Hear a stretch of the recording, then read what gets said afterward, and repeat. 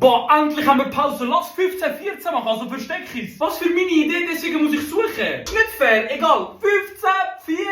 Gut, jetzt muss ich aber schnell machen. Schnell, weg. Boah, ich habe bestes versteckt, dann wird er mich niemals finden auf dem Boden. Weißt du was, das nächste Mal, wenn er abzählt von 14, kann ich einfach nicht ihn antippen und wieder verstecken. Viel zu anstrengend. Ist es fair? Nein, aber ich will halt gewinnen. Scheißegal. 3, 2, 1, ich komme. Okay, jetzt habe ich 3 Schritte. 1, 2, 3.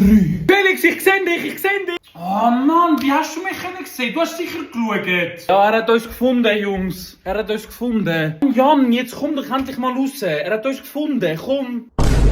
Was für? Er hat uns gefunden, er hat dich gefunden. Du hast mich nicht gefunden, okay? Was bist du für ein Assi? Sag doch, dass ich da bin. Stecken mit dir ist nicht lustig. Ist doch jetzt egal. Können wir abtatscheln? 14, 13. Schnell abtippen.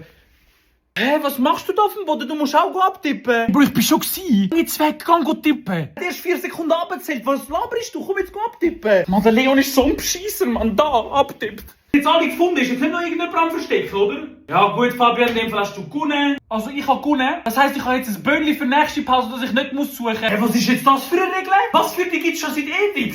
Ich habe etwas von der gehört. Ich habe keinen Bock mitspielen. Mit euch macht keinen Spass mehr, nein.